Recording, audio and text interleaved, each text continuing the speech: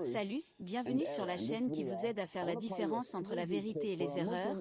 Dans cette vidéo, je veux vous jouer un clip où un musulman imam du nom de Zakir Naik prétend que les musulmans aiment Jésus plus que les chrétiens. On l'aime plus que vous. En fait, il dit que les musulmans sont plus chrétiens que les chrétiens parce qu'ils suivent les enseignements de Jésus enseignés dans la Bible, plus que les chrétiens ne le font. Si le christianisme signifie une personne qui suit les enseignements de Jésus-Christ, paix soit sur eux, je suis plus chrétien que le chrétien eux-mêmes parce que j'aime Jésus-Christ, la paix soit sur lui. Je veux jouer ce clip, puis après je veux totalement réfuter ce qu'il dit et je veux vous montrer que les musulmans non seulement désobéissent à l'enseignement de Jésus-Christ trouvé dans le Nouveau Testament, mais ils détestent en fait les enseignements de Jésus-Christ trouvés dans le Nouveau Testament. Laissez-moi entrer directement dans le sujet. Voici ce clip de Zakir Naik.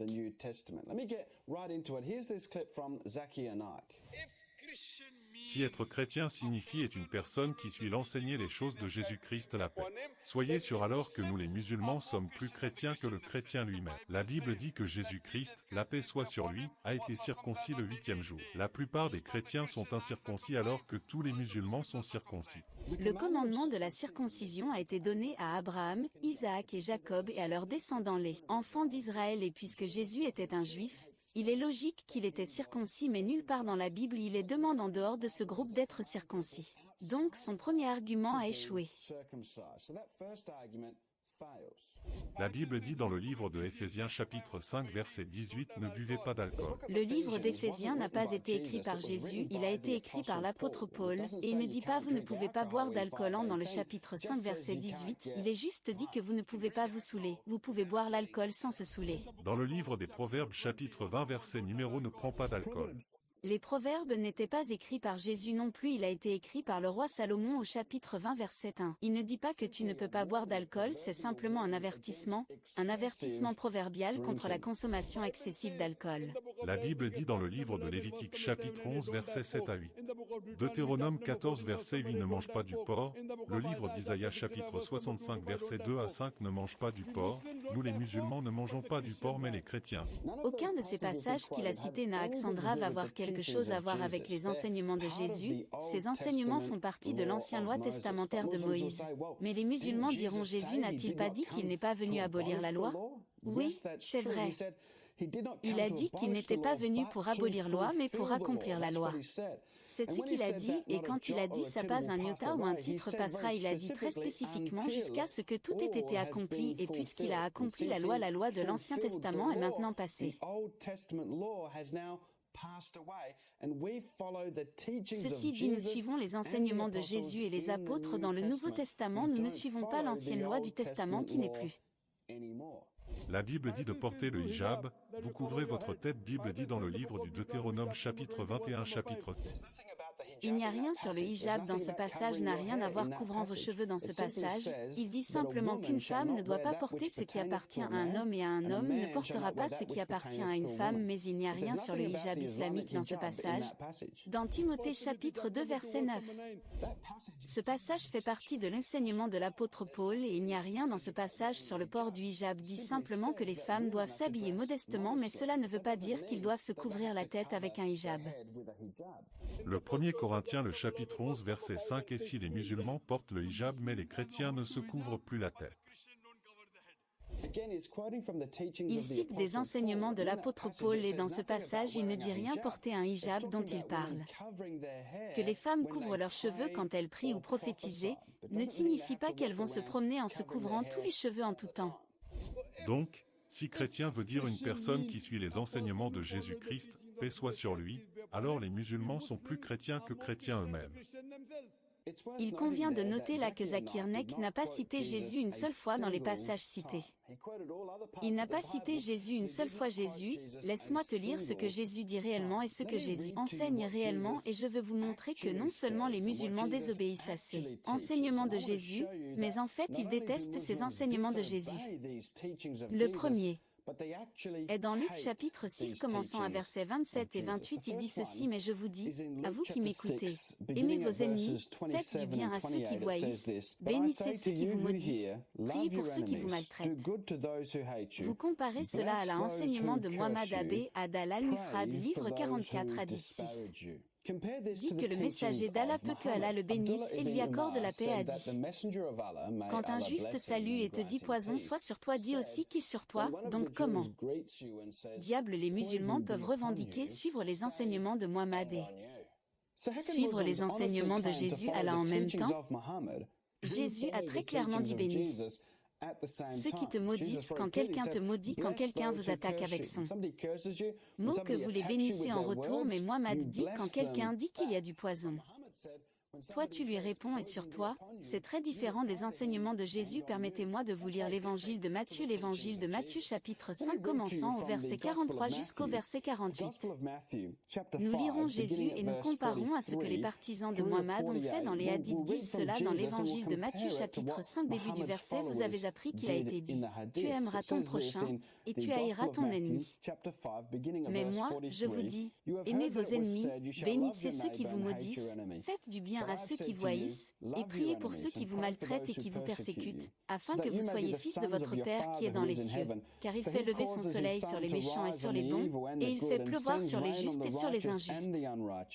Si vous aimez ceux qui vous aiment, quelle récompense méritez-vous? Les publicains aussi n'agissent-ils pas de même? Et si vous saluez seulement vos frères, que faites-vous d'extraordinaire? Les païens aussi n'agissent-ils pas de même? Comparez ça au enseignement de Mahomet suivant Abi Daoud livre 39 hadith 4349. Il dit ceci. Une juive abusait du prophète et le dénigre un homme l'a étranglé jusqu'à elle soit morte. Le messager d'Allah a déclaré qu'aucune pénalité n'était payable pour son sang. Donc selon les hadiths, si quelqu'un tue quelqu'un qui a dénigré le prophète, alors aucune punition ne peut tomber sur cette personne sous la loi islamique. C'est l'enseignement de l'islam. Permettez-moi de vous en lire un autre sunan Abi Daoud livre 39 hadith 4348. Il dit qu'un aveugle avait une mère esclave qui avait l'habitude d'insulter le prophète et qui le dénigrait. Il le lui a interdit mais elle ne l'a pas arrêté de le faire, il l'a réprimandé mais elle ne n'a pas abandonné son habitude. Quand la nuit est tombée, elle a recommencé à calomnier le prophète et l'insulter. Ainsi il prit un poignard, la plaça sur son ventre, l'a pressé et l'a tué. Un enfant qui est sorti entre ses jambes a été enduit de le sang. Quand le matin vint, le prophète fut informé à ce sujet. Il rassembla le peuple et a dit, « J'adore Allah l'homme qui a fait cette action et je le supporte par mon droit qu'il devrait se lever. » Sauté par-dessus le cou des gens et tremblant, l'homme se leva, il s'assit devant le prophète et dit, « Messager d'Allah, je suis son maître. Elle abusait de toi et te dénigrait, je lui ai interdit, mais elle n'a pas arrêté. Je l'ai réprimandée, mais elle l'a fait.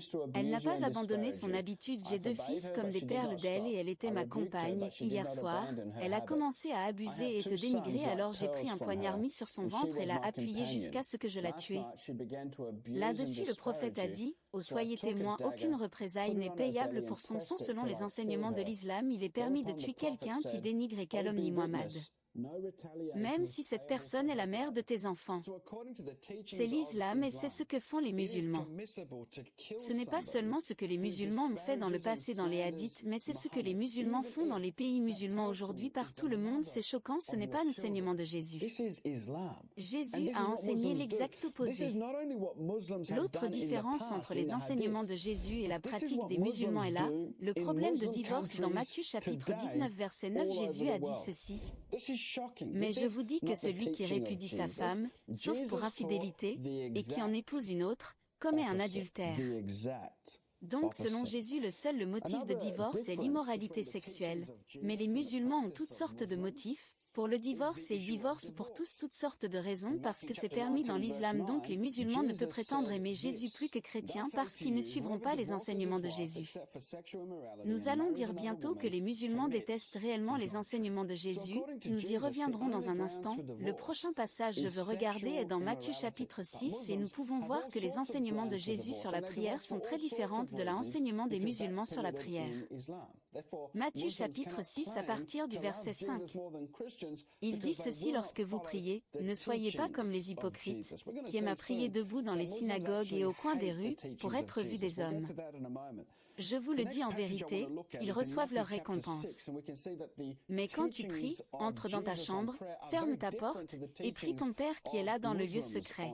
Et ton Père, qui voit dans le secret, te le rendra. Dans l'islam, les musulmans prient dans les mosquées et dans les espaces publics et ils le font. C'est pour être vus par les hommes que vous savez qu'ils veulent se tenir au milieu de la rue et prier pour être vus par un homme afin que tout le monde sache qu'il prie à la Mecque. C'est très différent de l'enseignement de Jésus.